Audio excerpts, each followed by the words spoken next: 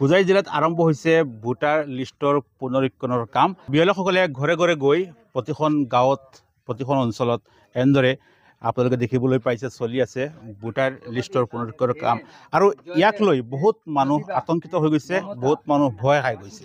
কিন্তু আচলতে এয়া এক প্ৰাৰম্ভিক প্ৰক্ৰিয়া, যথেষ্ট সহজ পদ্ধতিত হৈ আছে। ইয়াত কোনো ধৰণৰ ডকুমেণ্ট প্ৰয়োজন হোৱা নাই। মোৰ লগত এগৰাকী বিএলঅ' আছে, তেখেতৰ পৰা জানিম কেনেদৰে প্ৰক্ৰিয়াটো চলি আছে। যথেষ্ট মানুহ ভয় খাই গৈছে, যিটো আপোনালোকে ৰিভেৰিফিকেশ্যন আৰম্ভ কৰিছে, ইয়াত ভয় খোৱাৰ কিবা আছে নেকি? কোনো ভয় খোৱা নাই। মই আমাৰ ট্ৰেইনিঙৰ পৰা আহিয়ে ৰাতি আমাৰ এলেকাত আমি প্ৰায় বিএলঅ'সকলে মানুহক এলাৰ্ট কৰি দিছোঁ। কালি প্ৰথম আহি আমি কাম কৰি লৈছোঁ যে মানুহক বুজাই দি দিছোঁ কি লাগিব। ভয় খাবলৈ একো নাই ইয়াত। গতিকে মানুহে ভয় এতিয়া খোৱা নাই। পৰহি ৰাতি বিৰাট ভয় খাইছিলে, এতিয়া আৰু ভয় খোৱা নাই মানুহ। মানে কোনো ডকুমেণ্ট নালাগে? কোনো ডকুমেণ্ট নালাগে, মাত্ৰ ডকুমেণ্ট এইটো লাগে যে যিসকলক আমি এক কেটাগৰীত, তো ইয়াতে 2025 পাছত দুইটা আছে, আমি এক কেটাগৰীত ৰাখি দিছোঁ। কিন্তু 2025 আছে, পাছত নাই। তেওঁ বেলেগ ঠাইত আছিলে, বেলেগ ঠাইৰ পৰা ইয়ালৈ আহিছে, বিবাহ সূত্ৰ হওক আৰু স্থানান্তৰিত হৈ আহক। তেওঁলোকৰ আগতে য'ত আছিলে তাত 2005 ভোটাৰ লিষ্টত নাম আছে। সেই ভোটাৰ লিষ্টৰ কপিটো আমাক দেখুৱাইছে।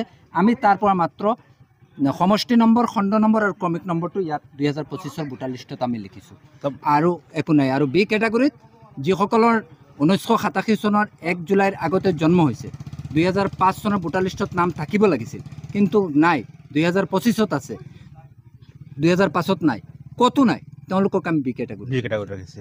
মানে এই দুইটা কেটাগৰীত কাম হৈ আছে বৰ্তমান? দুইটা হৈ আছে। কোনো ডকুমেণ্ট প্ৰয়োজন নাই? নাই নাই, প্ৰয়োজন নাই। আচ্ছা, ঠিক আছে। সময় যথেষ্ট কম দিছে, মাত্ৰ 2 দিন। এই 2 দিনত সম্পূৰ্ণ কৰিব পাৰে নাই? সম্পূৰ্ণ কৰিবই লাগিব। ইতিমধ্যে ধৰক মোৰ 75% মোৰ কমপ্লিট হৈ গৈছে। মোৰ ধৰক আজি সন্ধিয়া 6টা, 6:30 ভিতৰত শেষ হৈ যাব। তাৰপিছত গৈ ইয়াৰ পৰা আপোনাৰ এইটো আৰু একোটা কপি আমি কৰিম। এক্সেল ছিট আমাক দিছে, উলিয়াই এক্সেল ছিটত লিখিম। ৰাতি হয়তো 12টা, 1টা, 2টা বাজি যাব পাৰে ঘৰত। নিশ্চয় ৰাইজসকল শুনিছে, ইয়াত ভয়ৰ কোনো কাৰণ নাই, কোনো ধৰণৰ জটিল বিষয় নহয়, বা ইয়াত কোনো ধৰণৰ ডকুমেণ্ট প্ৰয়োজন হোৱা নাই। জাষ্ট আমাৰ বিএলঅ'সকলে ঘৰে ঘৰে গৈ পুনৰীক্ষণ কৰি আছে। দাদা, আপুনি দিছে ইয়াত? হয়। কিবা ডকুমেণ্ট লাগিছে? নাই, ডকুমেণ্ট লগা নাই। মানে পদ্ধতি সহজ চিষ্টেমত হৈছে? হৈছে। আচ্ছা, আপোনাৰ নাম আছে ভোটাৰ লিষ্টত? আছে। কাম হৈ গৈছে? কাম হৈ গৈছে। মানে কেনেকুৱা পাইছে চিষ্টেম? নাই, কেনেকৈ চলিছে? ভালেই চলিছে। কিবা ডকুমেণ্ট লাগিছে নেকি? নাই, ডকুমেণ্ট লগা নাই। আচ্ছা, ঠিক আছে। এয়া আছিল একাংশ উপস্থিত ৰাইজৰ মতামত। গতিকে ইয়াত ভয়ৰ কোনো কাৰণ নাই। আমাৰ জিলা আয়ুক্তগৰাকীয়ে ইতিমধ্যে কৈছে যে ইয়াত ভয়ৰ কোনো কাৰণ নাই। আপোনালোকে জাষ্ট বিএলঅ'সকলক সহযোগ কৰক, আতংকিত নহয়, কামটো কৰাত সহযোগ কৰক।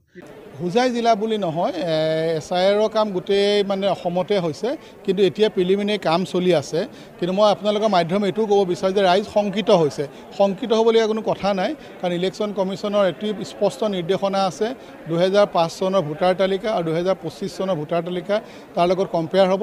যিসকল ব্যক্তি যেনেকৈ ধৰণে এপ্লাই কৰিবলৈ সুবিধা দিয়া হ'ব, সেইমতে তেওঁলোকে পাব। কোনো ধৰণৰ শংকা হোৱাৰ প্ৰয়োজন নাই।